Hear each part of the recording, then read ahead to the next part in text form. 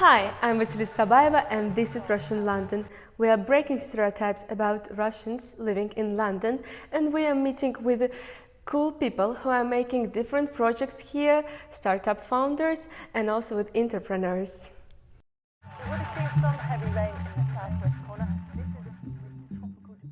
Today we will meet with Konstantin Pinaev, superstar of Russian London, tour guide and creator of the project 40 Steps Around London.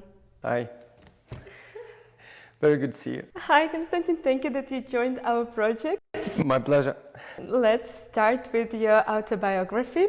How did you end up in London? So I came here more than 15 years ago, which is crazy to think of it. I came in January 2006 and I moved here because I was in marketing. So my clients invited me to London and I was in marketing consultancy / market research company called Promise. So that's how my journey to London started. I used to be in market research back in Moscow and I was one of the few people who could speak English in Moscow back then. I wasn't, but like my English was good enough for market research. And I was doing focus groups, I was doing interviews, and back then the economy was booming. Russia was very interesting to a lot of companies, international companies, and they were trying to figure out like who Russians are, what they like, and that was my job. I was trying to kind of translate Russian reality to foreign clients, like the big brands. And then one of the clients invited me here. And that's how I moved. And I spent like 8 years in marketing consultancy / market research in London, doing this. So when you're in Russia, you're doing this on the Russian scale, or maybe former USSR. From London, you're like on the international scale. So I was doing market research in different countries, trying to figure out sort of what they're like and what to do with this. How did you start your own project after working in marketing? Yeah, it was a long, there's no easy answer to that, basically. And like starting your own business is difficult enough, but it started way before it sort of kicked off as a business. I started a blog in the first place. So when I moved in January 2006, social media were basically in the early stages of emergence, basically. Facebook just started, all the Russian social networks were literally in their infancy. So, and that's when I started a blog. So I'm a sociologist by education, and I've always been interested in different cultures and trying to compare them and contrast them. And there's a brilliant book by Kate Fox. It's called Watching the English. I think this is the book that should be granted to people as they move to the UK, literally at Heathrow. Once they put a stamp in your passport, this is a book, you must read it. And I was particularly interested in that, and that's how I started my blog back in 2006.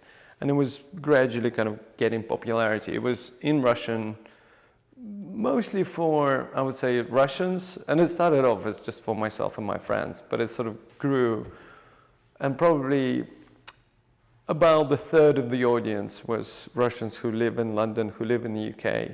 A third of the audience were like global Russians, so those who also have a Russian background but live in the US, in Europe, somewhere else. And the third was just like people from Russia or former USSR who are interested in life in London, for example.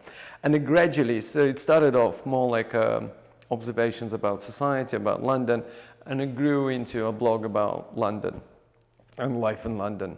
And it was just like, it was fascinating. I don't know if you remember yourself, but when you move to a new place, you're trying to figure out who you are, what you do, like what your position in this society is. And London is an amazingly welcoming place where you can always find yourself. Every time, like I work with a lot of Russians, and I always say to them, like if you didn't like London, you just went to a wrong neighborhood. So there will always be like an area in London that is going to be just for you, where it's going to be relevant to your lifestyle, your stage in life, your income, your view of life. It's so different. And that's how it started. So I was blogging and blogging and blogging.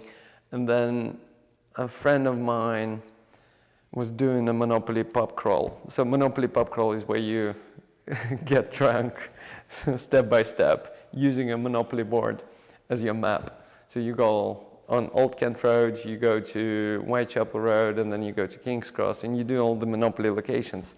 And that's when it just suddenly, after 8 years of writing a blog, it sort of clicked in my head, and I realized, it's a nice way of describing London from the cheapest to the most expensive. And you basically have 40 different steps to describe your journey, to describe London to different people. And it took me another year and a half to deliver my first tour. But it started off as a hobby that I was doing on Sundays, and then it became a full-time job. And I can't believe I'm still doing this in 2021. I think it's 8 years now or something. I lost count because of COVID, but... How many tours you have already made? So again, it depends on how you count. About 19 would be the maximum. Some of them I can only do a Christmas. The Christmas and New Year tour is one of them. But to see where we are now is in development. So I'm hoping to launch it probably in 2 or 3 weeks. There's a couple of private tours. So Sherlock and Harry Potter, for example, you can only do privately just because you have to change so many locations. It's sort of impossible to do it with a large group. But yeah, 19 altogether, and you sort of go step by step. And yeah, I slowed down a bit with introducing the new ones, but... Why did you decide to focus just on Russian audience? It was partly by chance, just because I started a blog in Russian. If I could change something in the past, I should have probably started writing my blog in English. So this is, when I moved, I didn't realize it was going to be big. And I started it off, and then it's one of those things you don't want to drop just because you've been doing this for so long and you already have the audience there. So it was purely because I needed my own thing. I think I was just ready for having my own journey, doing my own project.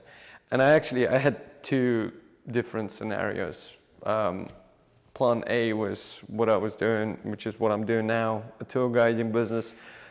Plan B was actually doing my own kind of market research, marketing consultancy company.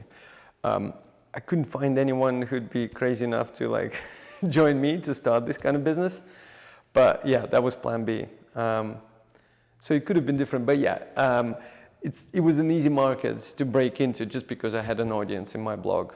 And I was lucky enough to literally start from day one with a big audience who was willing to go to my tours, who knew me as someone who knows London and loves London. So yeah, and I keep talking, so this is what tour guides do. They feel very comfortable talking all the time. Yeah, it's great. Your work is about communication, and every day you meet with a lot of different people. What is the main difference between Russian and British culture? Oh, that's a $1 million question. So I like one of the observations about the way, it's a bit like a default setting for Russians versus Brits, but in Britain, by default you're a friend. You be nice to everyone, no matter who they are. And by default, you treat them as friends.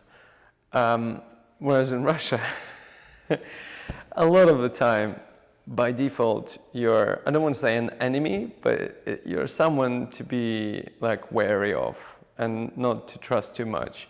And then the whole thing about Russia is you meet people and there's a bit of a dance of you trying to say, you're one of my people, I'm one of your people. And dance could be anything from the people we know, the friends of our common friends, or the fact that, we've been to the same university, or the fact that, we grew up in the same town. but it's the kind of, it's almost like calibrating your kind of relationship with them. And then this is what we do here in England as well, but it's a very trivial kind of way of saying like, well, the weather is nice. Yes, it is. And it is raining. I know it was raining yesterday as well. Like, what a coincidence. And then that's fine. It's a bit of an icebreaker, but in Russia it takes a bit more time. And someone had a really good metaphor for this. There's nations that could be described as a peach, and a peach is very soft on the outside, quite sweet, but it's got like a very hard core underneath inside. And this is very much like Britain. So, you know, easy to approach people, easy to become friends with them, easy to sort of have maybe a superficial, but like a relationship with them. Whereas deep down inside, it's actually, there is a real core. Whereas Russia is very much like a coconut, you know, very hard on the outside. Almost impossible to break into. But once you're in, it's actually very friendly. Once you know you can trust those people, they will be your best friends. And this is like a lot of foreigners, this is how they describe Russia as well. When they go to Russia, they suddenly find themselves in this very hospitable environment. And Russians are very good at like being nice hosts. I think World Cup was one of the examples where Russia was suddenly very, very nice and very cool. And Russia can be a really good host. And the same with people. So I think one of the major differences is how difficult Russians can be at the very beginning. But once you know them, they're very nice. And just generally, even like on their faces. You know, you go to, that's the big difference. Russians, you know, with these biases that we're not smiling at all. Exactly. Yeah, like you go to Moscow and for a couple of days, you're still walking around smiling and looking into people's eyes, and they look at you like, yeah. And they look at you like, what are you trying to get from me? So that's a big like superficial difference, but it's like a lot of it I think is based on this. Yeah, a bit more about Russian biases. Yeah. Like in Russia, we have this bias that humanitarian professions is not about money. And how do you break this stereotype? I think it still exists even here.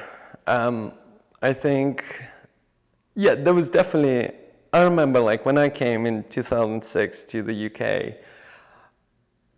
when you meet like Russians and ask them what you do and they say like, I'm here to study, it would always be finance, it would always be management, business. So all the Russians who were coming here, they were going to London School of Economics.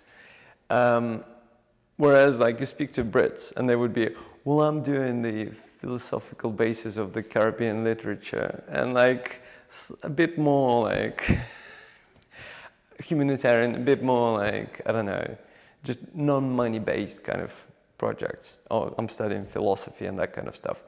These days, I think things are changing, even for Russians. So I think we're nowhere near as hungry as we used to be.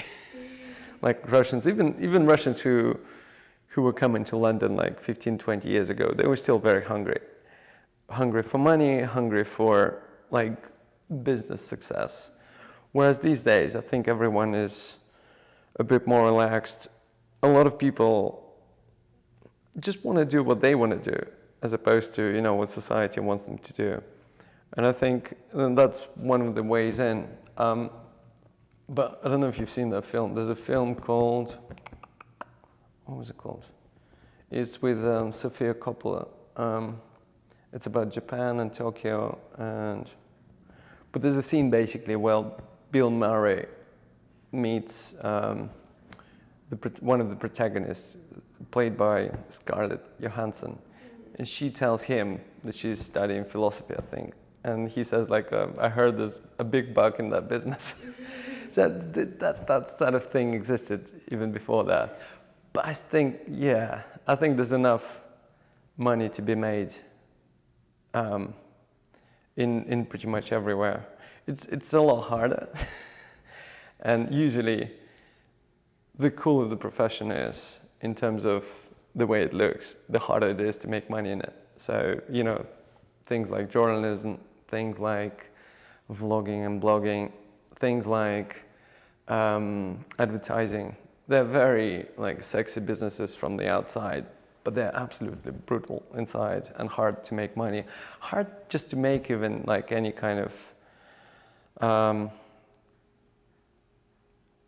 just to make a stamp in this world, if you know what I mean. Whereas I think, yeah, I personally think like in the last 10 years, it's a lot easier to do like a small business because of social media, because of just the way the world is structured these days. You don't have to like conquer the world to be successful, to like feel like you're doing something useful and make money. So I think, yeah, a lot of Russians in London found themselves doing like tiny things, but actually like feeling like it's a very rewarding business, if you know what I mean.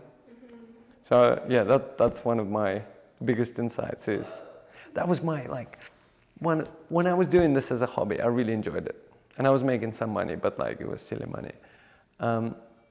One of my fears was that the minute I move into like full-time tour guiding, I'm not going to enjoy it because it's going to turn into this kind of mundane routine. But actually, you know, people are still different. You meet different people all the time. The city is changing. Weather is changing all the time. It's actually good fun, and I'm surprised, but I'm still enjoying this. It's very motivated. Yeah, but you've been to my tours. I mean, you probably remember, but it's one of those things where at the end of a three hours, everyone kind of feels energized, everyone feels happy, everyone is glad. And it's like, I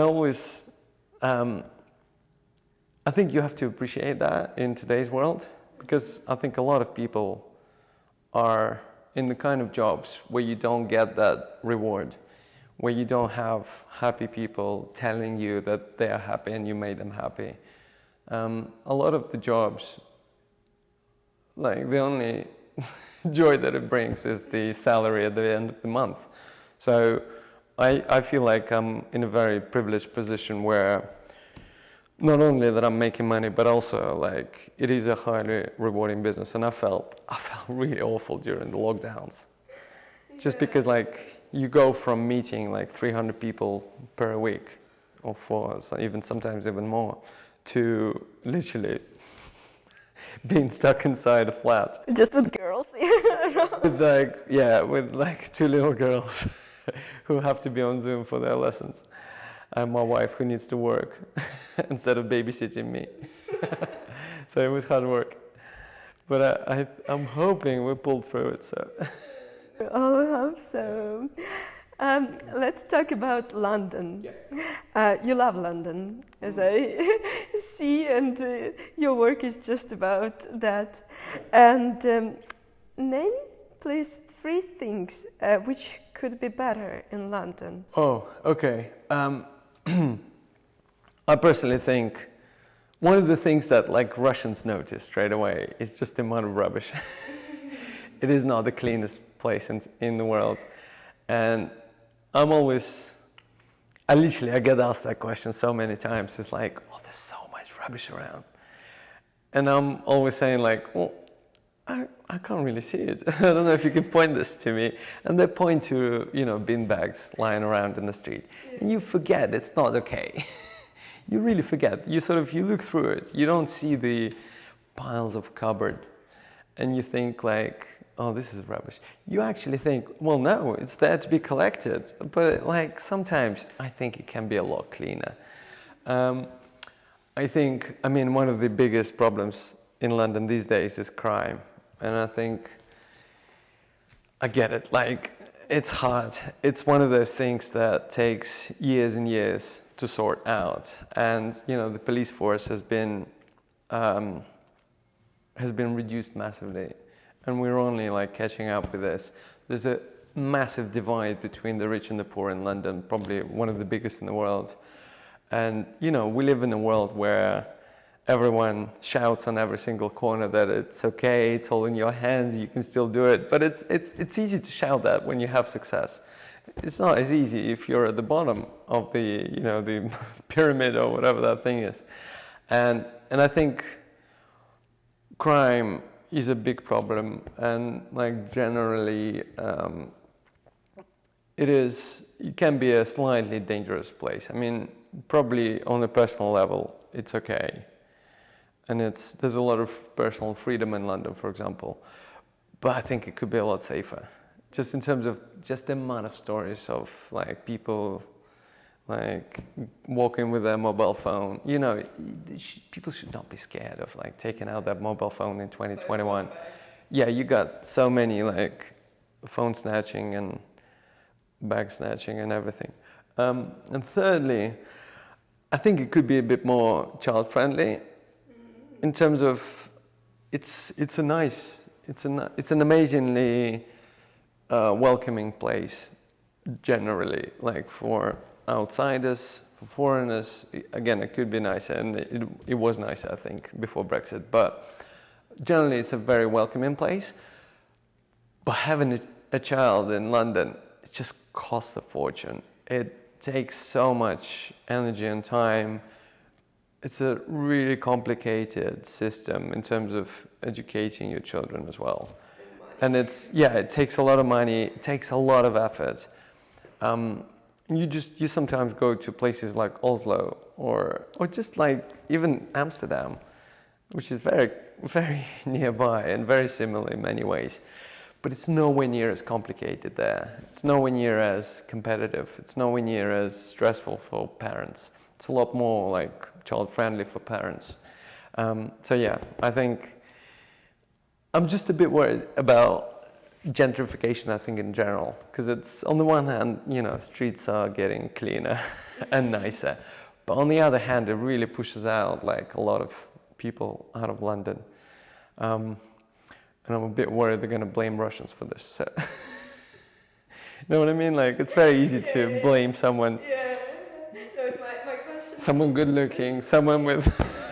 I especially ask because I watched a lot of your interviews and you are very positive and just tell the good things about London, and I want to show that London is a real city with advantages and disadvantages. It